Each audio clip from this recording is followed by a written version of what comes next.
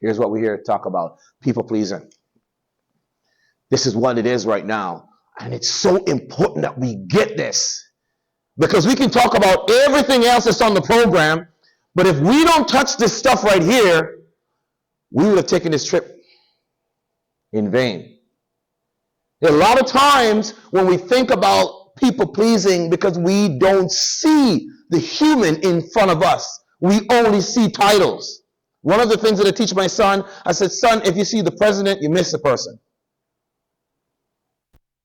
He said, but dad, we got a black president now. I say he's a human president. He just have the same paint job. I say, don't get busy doing human things. Be human beings. And that's out of compassion where we can connect with people. You understand what I'm saying? So let's move on to what we're going to be talking about today. Agenda here. We want to go over the concept of people pleasing. Take about 15 minutes. And then we're going to talk about authenticity. That's a you. Imagine H2O. It doesn't matter where it goes or what condition it's in, it's still H2O. I put it in the freezer, it's ice. Isn't it still water?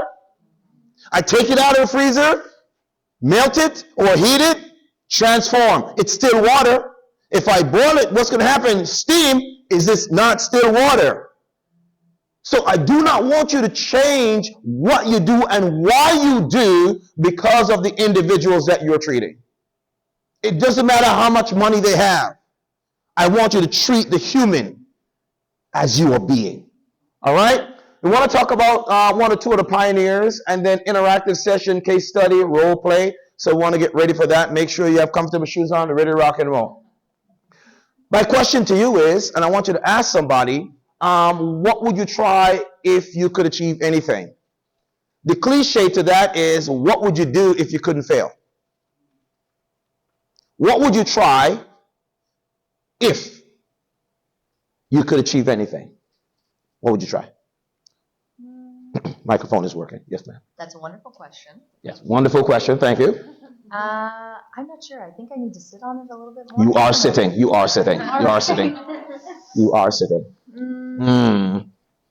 Honestly, for me, maybe I would believe in myself a little bit more as a start. Like, I don't know that I necessarily have an end goal of what I would try outside of believing in myself to be well-rounded in my life, fully give everything I can to my kids and be a fantastic mom, and fully be able to commit to my career and be fantastic in this aspect of my life as well. So if there was like top three goals, no, it's a fantastic answer. You see where you broke that down, compartmentalized that, you were rocking.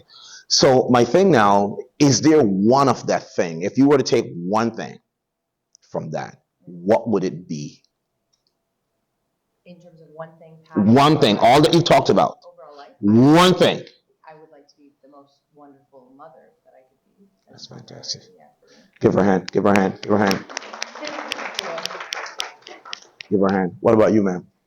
Oh, yes, yes, yes. Yeah, I was hoping I was going to pick on you. Yes. That's what our clients say. I was hoping you wouldn't ask that question. Don't challenge what I'm saying right now. Yeah, seriously.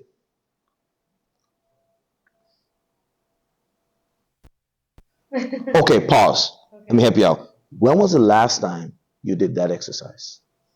So think about it for all of you. When was the last time you think about, what would I do if I couldn't fail, if I could achieve anything? What would I do? Who would I treat? How would I treat them? What if it was somebody that was famous? Man, I wish one person I wish I had an opportunity to treat if I had the opportunity. You know who that would be? Robin Williams. Oh, I'm telling you, that thing tore me up. From Miss Doubtfire, all the movies, I just sat down and just ate all of his movies. And when I heard that, pull the plug, I was like, wow, I'm in the right field. Because sometimes, even with your clients, you have that one shot. One of the individuals that's in our group right now, he had a difficult client, and she had a husband, and the husband did something because he was trying to get back at her. Pulled the plug. So now she has to live with that. And I asked him, what would you say? What's one thing you would say if you had a chance to treat that guy as opposed to the wife? That's what we need to be thinking about. And when we talk about that, we're really talking about being authentic. That's really what we're trying to do. And so when I talk about this workshop here, this is something that has to be done. It forces us to, as the Bible called it, to break up the fallow ground. To break up, to go deeper. We're doing surface stuff. And how many people have heard of a resistant client before? Anybody had any? Maybe it's just me. Maybe it's just me. Anyone had a resistant client? A client just resists treatment? Yeah, he said he had. How did the client resist, and how did you know it was a resistant moment? What immediately comes to mind is they basically told me they didn't want to be talking to behavior therapy. Mm-hmm. They didn't want that shit. Mm-hmm. So, Yeah, sometimes they use that language too. Yes, yes, right. Right, right. You're doing your thing, but they don't want to do your thing with you. Ain't that something? And what was the feeling that went through you when you hear that? I really want to work with them. So I said, okay, we will do CBT. Okay. And Do what you want. are you still working with that client now? Yeah. Still. And he now is interested in his negative thoughts. Mm-hmm. Actually have on him, Mm-hmm. but he doesn't want to do CBT. Mm-hmm. I think that will come, because you might know how to work that in, and then without telling, oh, this is actually rice and peas, but he thinks he's having spaghetti, but it's still right. You give them what they need, not what they want, and you learn how to do that. So you'll find that there will be some resistance, but the importance of this topic is to help you to understand, regardless of the resistance that you come up against, remember that you're treating another human. And put it even deeper, go even deeper, even look at your palm. Everyone is connected to someone. I'm connected to my wife, my two sons, and then I'm connected to my mom. Everyone is connected to someone. So if you work with somebody, do a great job, you save someone, you help someone, only God knows how many other people you have helped. It has to go that deep. I'm not just helping the person in front of me. That's why I cannot see title. I cannot see sex or race. I cannot see the paint job. I want to dig deep. I want to start that engine. Vroom, vroom. I want to rev that thing up. That's really what I'm trying to do. All right? So when we talk about this, we want to define this. What is this people pleasing? When we talk about it, it's a people pleasing involved prioritizing other people's need and approval over our own. We do this all the time as parents. I was in a classroom for 12 years. I taught in Jacksonville, Florida, and the people that I would call it my clients, because I feel like I was a father of many. I had kids in my classroom who said, Mr. Guy, I'm never going to be anything. And the N-word came up a lot. He said, that's what they call us down here. I said, there are a whole bunch of other N-words. There's nothing, nobody, neither, neither. There's a whole bunch. Why did we get stuck on that one? I said, it's a name. If somebody call you a name that is not yours, you don't have to answer it. They're not talking to you. And so what I did, I have to remove that narrative from them. How did I do that? I was authentic. I kept it real. I told them my story. I said I couldn't read. Even at 14, 15, I couldn't read.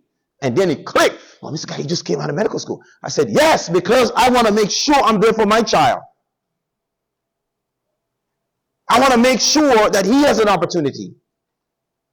I said, it's not about a title for me.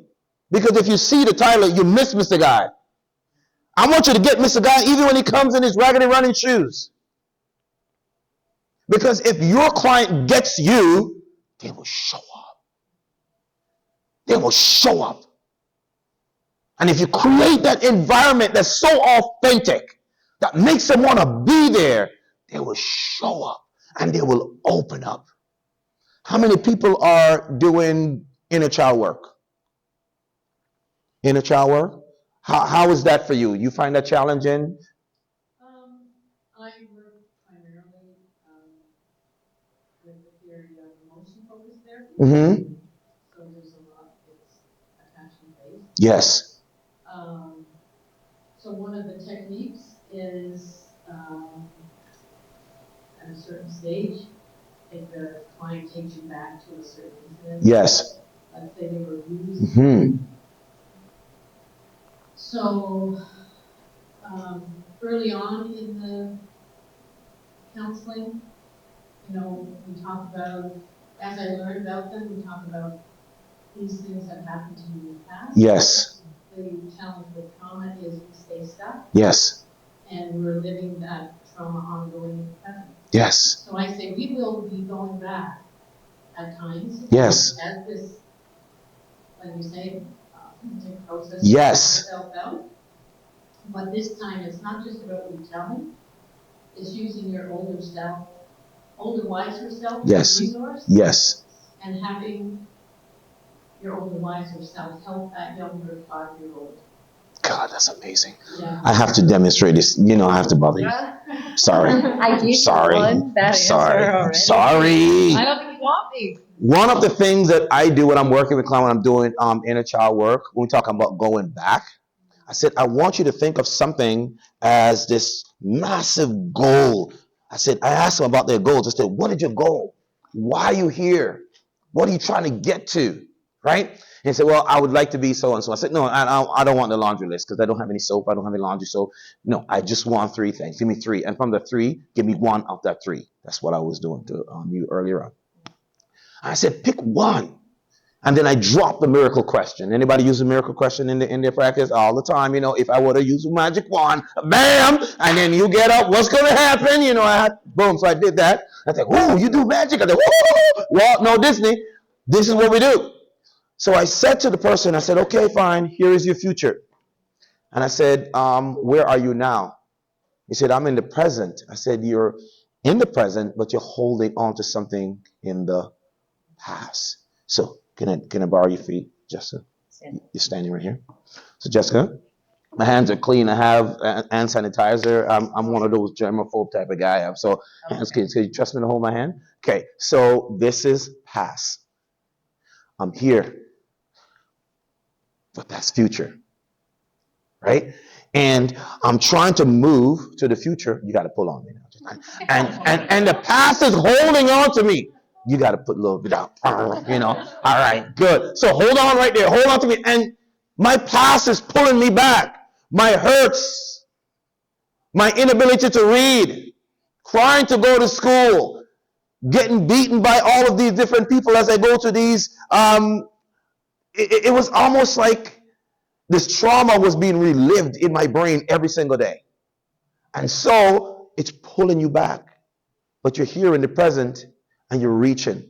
Here's what's happening. As long as I'm holding on, and she's holding on right there, and as long as she's holding on, I can't reach where I gotta go. I'm stuck. And me, I use this definition. Thank you so much. And give her a hand, give her a hand. I'm gonna use this definition because I'm a believer. I feel like it's just Jesus on the cross. I'm stretched between 2 extremes. I can't go forward. I'm not moving. I am stuck in the past. And until I let go, the same amount of energy that I'm using to hold on to the past is that same amount of energy I need to propel me into the future. And if Jessica was still standing here, if I let go of her, just rock and let go, the same amount of force is going to push me forward. And I let them know, the quicker you let go, the quicker we let go. Okay? Yeah, you should write that. The quicker you let go, the quicker we let go. But we cannot stay here. So what I do with them, I said, let's go back and find out what's happening. You have some things that you're holding on to. Attachment. You have to let those go. One of the other things that I talk about, I do a lot of chair work. Chair work, you get it? Chair work, right? Y'all, chair work, y'all got it. Good, fantastic, right? So I say to them, I said, one of the things that is holding you back is unforgiveness. For many years, I had issues with my mom. She left me at 6. You did this to me. You left me. I got beaten by all of these people. I went to all of these different homes and stuff like that. Didn't have food to eat sometimes. couldn't go to school, was dumb, couldn't read. Whatever I amount to in life, your fault. And so I pick up the chair of unforgiveness. I walk around with it for years. I got real tired. And then I started thinking about the people that beat me. I picked up another chair. I told you I do chair work. Many of you in here are walking around with chairs. I would pick up another one, but Jessica is sitting on it. You can have it. And so we walk around with them and we pretend like they're dumbbells. They're dumb and they're ringing a bell, and it's time for us to go back to school. And we're doing all of this stuff, workout. We get exhausted. We get tired. And then we give up on the dream ahead. So what do I tell my clients? I said, if it's a forgiveness issue, I said, you need to put the chair down and take a load off.